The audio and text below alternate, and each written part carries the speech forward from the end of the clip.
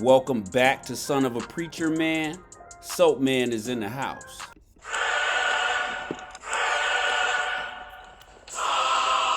In my last episode, I finished my series on the biblical Abraham. It was in that series that I showed you what I believe to be the only evidence of the biblical Abraham outside of the biblical text. This evidence is found in the ancient Egyptian document called the Story of Sinuhe. So in this episode, I'd like to start a series about another biblical figure. And I think you know who he is when you see his image. In this episode, I want to talk to you about Moses. But to be honest, probably not in the way that you think. I don't want to tell you the story of Moses. If you're watching this video, I'm assuming you already know the story of Moses. And if you don't, I'd advise you to go read it before watching this video. I want to talk to you about the real Moses, about the real story of Moses. See, the Moses that you imagine never existed at all. The Moses that you're thinking of, the one that you were taught about in Sunday school and in church, well, that's a story about a humble prophet turned mighty leader who challenges pharaohs, performs miracles, and leads the Hebrews out of Egypt in a mass exodus. We've all heard the story, right? Heaven's sakes, the man split a sea, if I'm not mistaken. Your story of Moses is wrought with errors. It's riddled with misinterpretations. It's full of mistakes and inaccuracies. So much so that I would have to put it in the category of falsehood. It's a false narrative. Look, it's really not your fault because the Bible is very elusive and even misleading as to who Moses actually was. Moses, the man himself who is the author of his own story, is simply not telling you everything. So I want to talk to you about the real Moses, only you'll never believe me. See, you've been brainwashed into believing whatever it is that you believe, so I'd really be wasting my time. So I'm going to begin this series on Moses by attacking and disproving what you believe. I'm going to make you uncomfortable in your own home. As you sit in the safety of your couch, I'm going to make you squirm. Because you never imagined you could be so wrong about so much. Look, by the time I'm done stomping all over and dismantling what it is you believe, I imagine you'll be more inclined to listen to what I have to say. I'm going to debunk the traditional Moses story. So what do I mean? What exactly is the traditional Moses story? The traditional Moses story is best represented by the movie The Ten Commandments. The Ten Commandments by Cecil B. DeMille was a 1956 film about the life of Moses according to Western culture's interpretation of Scripture. That's important to note. This movie and its interpretation of Scripture prevails and is adopted to this very day. Cecil B. DeMille's film of the life of Moses is law. The Ten Commandments is the quintessential example of what I mean when I say the traditional Moses story. Okay, so let me just say, full disclosure, I love this movie. I grew up on this movie. I loved it as a kid and I love it even still to this very day. My entire family, from the ultra-religious all the way to the winos and drug addicts, watched this movie, especially on Easter Sunday. I would go to my Uncle Cecil's house to play chess with him sometimes, and he'd be sitting down on the couch drinking Christian Brothers or gin, whatever, what have you, and he'd be watching the Ten Commandments. And guess what I'd do? Sit down right next to him and start watching it right with him. I want you to know I love this movie. It's a great movie. The acting is top notch. The special effects for the time period is streamlined, grade A, high end, and the film attempts to stick as closely to the biblical text as humanly possible. There's only one thing wrong with the film. It's wrong. As hard as Cecil B. DeMille tries to stick to the script, as hard as he tries to get it right, he fails miserably. And I'm not trying to put Cecil B. DeMille down. He did the best he could during that time period under those specific circumstances. But it's a different time period now. And when you look closely at the Bible, this film is just wrong on every level. And that wouldn't be that much of a problem if it was just a one-off. But this film is the standard for the story of the biblical Moses. This is what is accepted as law. What this story presents has been adopted and adhered to throughout history since its production. This is the traditional Moses story. But the problem is the traditional Moses story is grossly inaccurate. So I'm going to debunk the traditional Moses story. Now I know that's a heavy claim, so please allow me to back up what I say. So if I want to debunk the traditional Moses story, where would I start? It's such a conundrum, really, because there's so much material to choose from. But we'll just choose one. How about we start with Ramses, Pharaoh of Egypt, brother of Moses. Only Ramses was not the Pharaoh of Moses' time. And he certainly was not the Pharaoh of the Exodus. Nor was he the brother of Moses. So you see right out the gate, if you were of the mind that Moses was the brother of the Pharaoh of the Exodus, well, already it's not looking good. In Cecil B. DeMille's 10 Commandments, Moses and Pharaoh Ramses are depicted as brothers who grew up together.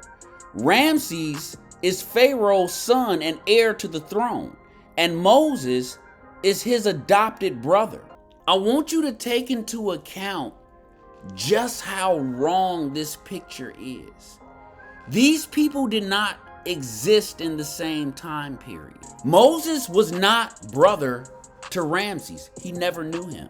Moses was not the brother of the Pharaoh of the Exodus. Not half brother, adopted brother, full-blooded brother. Nothing. And Ramses was not the Pharaoh of the Exodus. But in this movie, Moses is foster brother to Ramses. No need to tell you how I share her joy at your return. No need, my brother. But in my judgment book, you have accused your brother falsely. This movie set the standard for Moses being the brother of Pharaoh. And it has been repeated, rehearsed, regurgitated, and taught throughout history ever since the making of this film. The 10 Commandments set the standard. And like lemmings, everyone else just followed suit. A good example of this is Disney's adaptation of the Moses story called The Prince of Egypt. In this film, right from the outset, just like the 10 Commandments, Moses and Ramses are depicted as young men growing up together, racing their chariots. Look at the title, look at the slide I have on your screen. It depicts Moses and Ramses racing each other in like a chariot race. It reads, two brothers united by friendship, divided by destiny. I mean, folks, there it is. I'm like, this is overkill. Hey, Ramesses, how'd you like your face carved on a wall? Why do the gods torment me with such reckless, destructive, blasphemous sons? Moses? Please,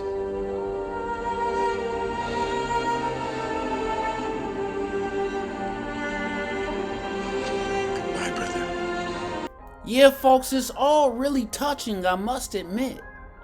But it's simply not true. You see, in the movie, The Prince of Egypt, just like in the movie The Ten Commandments, they adopt this tradition of Moses being the brother of Pharaoh or of Ramses, the future Pharaoh. It's not just a small mistake, it's a humongous blunder. And as you're about to see, just like in the Ten Commandments, after Moses flees to the desert for 40 years and returns, he finds his brother Ramses on the throne sitting as Pharaoh of Egypt. Forever all crimes of which he stands accused, and will have it known that he is our brother Moses, the Prince of Egypt. Ramesses, in my heart you are my brother. So the latest rendition of the story of Moses is Christian Bale's Exodus, Gods and Kings. And though this is clearly the most garbage and trash version of the story of Moses, just like the Prince of Egypt and the Ten Commandments, it strictly adheres to the traditional Moses story. In this movie, which garbage as it is, let me tell you folks, traditionally, movies made about biblical figures have been garbage. Take Russell Crowe's Noah, for example. I love Russell Crowe. The man is an icon. His movie, The Gladiator, will forever go down in history as being one of the greatest movies of my lifetime. But he so disgraced himself when he tried to step into the shoes of Noah.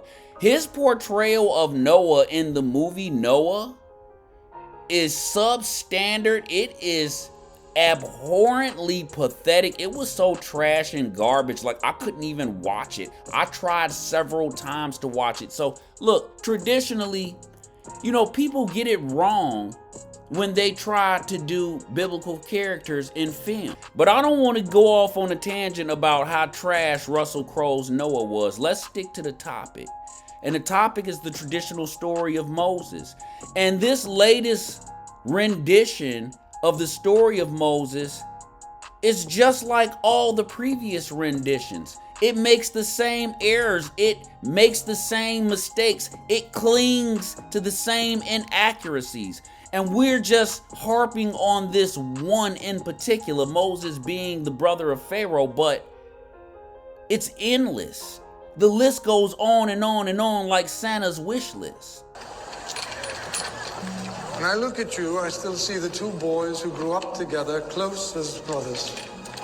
If for any reason you ever forget that. So let's just put this to bed. Exodus 4:19 says, "And the Lord said unto Moses in Midian, Go, return to Egypt, for all the men are dead which sought thy life." Okay, now I'm going to read that again, and then I'm going to explain it to you. It says, "And the Lord said unto Moses in Midian." This is when Moses killed an Egyptian, subsequently had to flee Egypt, and dwelt in the desert for 40 years. And while he is in Midian for those 40 years, the Lord comes to him and says, "Go and return to Egypt." And I have in big bold red print, "For all the men are dead which sought thy life." Okay, now let me explain what that means. What that means is the Pharaoh who was in power during Moses' time, and his princely son who was foster brother to Moses. God comes to Moses in a dream and tells him, the Pharaoh who you grew up with and his son that you grew up with, they're all dead. His whole administration is gone.